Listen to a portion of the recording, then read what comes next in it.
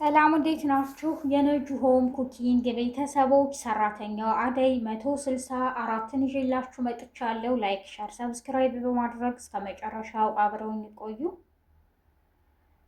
ዛሬ የቤዛ ወንድም ድንገት እነ አሹ በሌሉበት አይቶ ነበር ወደ እነ ፍቅር ቤት በመቆርቆር የገባው። ፍቅርም ምንም ማድረግ ስላልነበረባት ከአቅሟ በላይ ስለሆነ ስለፈራች በር ከፍታ ገብቷል። ድንገት ድጋሚ በር ሲቆረቆር እናቷ ትሆናለች። ምንድን ነው ማድረግ ያለብኝ? እናቴ ለምን መጣ ብትልስ? ማን ና ብሎህ ነው? ምንድን ነው የምትፈልገው? አንተም እህትህን ከኔ እያለች ትጨቃጨቃለች። ለእናቷም በር ትከፍታለች። የቤዛ ወንድም መኝታ ክፍሏ ትደብቃለች። በጣም ስለደነገጠች የምታወራውን አታውቅም። ፍቅር ምን ሆነሽ ነው ልጄ ትላለች እናቷ። ምንም አልሆን፣ ግን አሹና ሮማን ስራቸውን ትተው መዞሩ አግባብ ነው እማዬ እያለች ታቃጥራለች። የት ሄዱም ትላታለች። እሱም ስራውን ትቶ እሷም ስራዋን ትታ የሉም ምሳ እንብላ ብለው ወጥተዋል። የእነሱ ሲያንስ ሩታንም ይዘው ሂደዋል ትላታለች። ነይ በቃ ልጄ ነይ ግቢ። ግን ምን ሆነሽ ነው ግራ የገባሽም? ቁጭ ብድግ የምትይው ምን ሆንሽ? ትላታለች። ፍቅር በጣም ስለተጨነቀች ነው። ምንም አልሆንኩም እማዬ ትላታለች። እና አሹ ፕሮግራማቸውን ከጨረሱ በኋላ ወደ ቤት ተመልሰዋል። ዴቭ ወደነ አደይ ለምለም ጋር በመሄድ በር ይቆረቁራል። ማንም የሚከፍትለት ስለሌለ ተናዷል። ስልክም አታነሳም። ምክንያቷ ምንድን ነው እያለ ብቻውን ያወራል። ድንገት ዶክተሩ ይዟቸው ይመጣል። ለምለምንና አደይን ማን ነው በማለትም ይጠይቃቸዋል። እና ደግሞ ስንቴ ነው ስልክ የምደውለው አታነሽም እያለም ይበሳጭባታል። አይ አላየሁትም፣ ከሌሊ ጋር ሆስፒታል ሄደን ነበር ትለዋለች። ለሊም አይ ራይድ እኮ ነው ይሄ ራይድ ጠርተን ነው ትለዋለች። እሺ ለሊ ብቻችንን ተወን እኛ እናውራ ይላታል። ለምንድን ነው የተውሽኝ? እኔ አንቺ ጋር አብረን ለመኖር እንድንጋባ ገጠር ድረስ ሄድኩ ቤተሰቦችሽን ልጠይቅ። አንቺ ግን ስለ እኔ ማሰብ ትተሻል፣ አቁመሻል። ምንድን ነው ችግርሽ? ይላታል። አሁን ያለሁበት ሁኔታ ስለ እኔና ስላንተ የማስብበት ጊዜ አይደለም። እንዳላስብ ብዙ ነገሮች ተዘግተውብኛል ትለዋለች። ምን ተፈጥሮ? ይላታል። አሁን የሚያሳስበኝ የሚያስጨንቀኝ የለምለም ጉዳይ ብቻ ነው ትለዋለች። ጓደኛዋ በደም ካንሰር ስለታመመች አደይ በጣም ተጨንቃለች። ለማንም ማውራት አትፈልግም። በጣም ምስጢረኛዋ ስለሆነች ምስጢሯን መደበቅ ትፈልጋለች።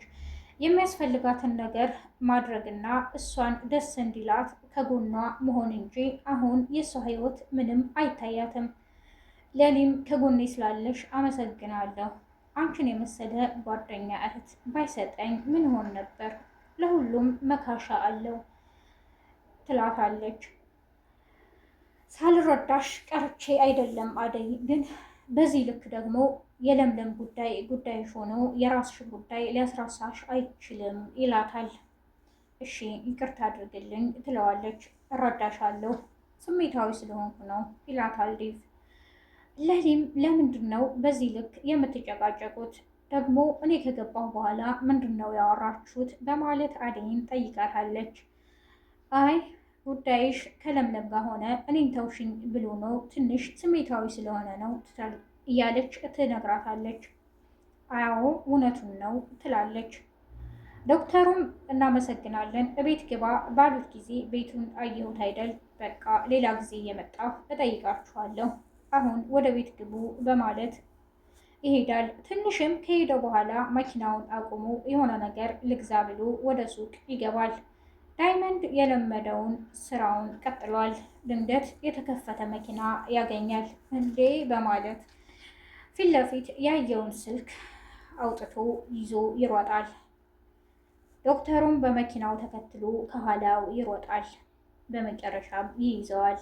እባክህን እኔ የልጆች አባት ነኝ፣ 2 ልጆች አሉኝ፣ እነሱን ለማስተዳደር መስረቅ ስላለብኝ ነው ይለዋል። ዶክተሩም የዋዛው አይደለምና ዳይመንድን ወደ ሆስፒታል ይዞት ይሄዳል። እኔ ጤነኛ ነኝ፣ አልታመምኩም፣ ሕክምና አያስፈልገኝም፣ ለምንድን ነው እዚህ ድረስ ያመጣኸኝም ይላል ዳይመንድ ግራ ስለገባው። አይ ጤነኛ ብትሆን እኮ አትሰርቅም ታውቃለህ። ይህንን ስልክ ይዘህ በምትሄድ ሰዓት እኔ ብዙ ነገር አጣለሁ። በአንተ ምክንያት ደግሞ ብዙ ሰዎች ጤናቸው ይታወካል ይለዋል። ለምን ይለዋል። ምሳሌ በስልክ መድኃኒት የማዝላቸው ሰዎች አሉ። ብዙ ደግሞ በስልክ የማወራቸው ታካሚ ደንበኞቻችን አሉ። እና ታዲያ ለምን ይህን ይዘህ በሄድክ ጊዜ ምን ያክል ሰው በአንተ ምክንያት እንደሚጎዳ ታውቃለህም ይለዋል። አሁን ገና እንደታመምኩ ገባኝ። ጸጸት ውስጥም አታስገባኝ፣ ይቅርታ። ከዚህ በኋላ ይህንን አላደርግም። ግን ልጆችህ የት ናቸው በማለትም ይጠይቀዋል። ዳይመንድም አሹና ኪንጎ የሚባሉ ጓደኞች አሉት። እነሱን ልጆቼ ናቸው በማለት ለዶክተሩ ይነግረዋል። በቃ ከዚህ በኋላ እንደዚህ አታድርግ በማለትም ከመከረው በኋላ አመሰግናለሁ በማለት ዳይመንድም ወደ ቦታው ተመልሷል። ከርቀት ኪንጎና ቅምጥል ሲያዩት ስለነበረ በጣም በተናገረው ንግግር ስቀዋል። ሁለቱ የኔ ልጆች ናቸው ባለው እንዴ ጭራሽ ልጆቹ አደረገን እንዴ እያሉ ራሄል ለሮማን ትላታለች። እዚህ ቤት ምንም ደስ አላለኝም። ፍቅር የሆነ ልጅ አንጥታለች። ምን እያሰበች እንደሆነ አላውቅም። እናንተ በሌላችሁ ጊዜ መጥተው ነበር እያለች ትነግራታለች። ሮማን ግራ በመጋባት ምን እያሰበች ነው? ምን ፈልጋ ነው ትላለች።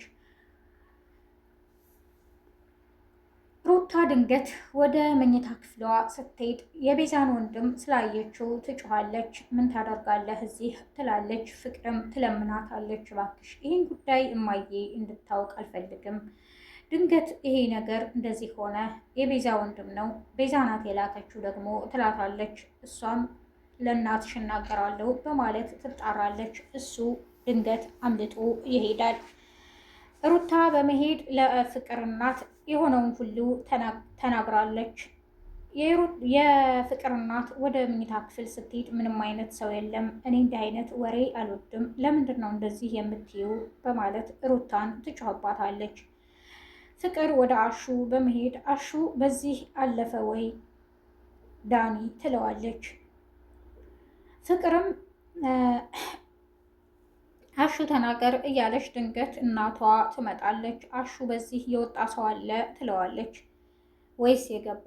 አይ የገባውን ሳላይ የወጣ ሰው አለ ይላታል። አሹም የዛሬው ክፍል ይህን ይመስል ነበር። ነጅሆም ኩኪንግን ላይክ፣ ሸር፣ ሰብስክራይብ በማድረግ አብራችሁ ስለቆያችሁ አመሰግናለሁ። አዲስ የምትመጡ ቤተሰቦች ላይክ፣ ሸር፣ ሰብስክራይብ በማድረግ ነጅሆም ኩኪንግን ቤተሰብ ያድርጉ። መልካም ቀን ባይ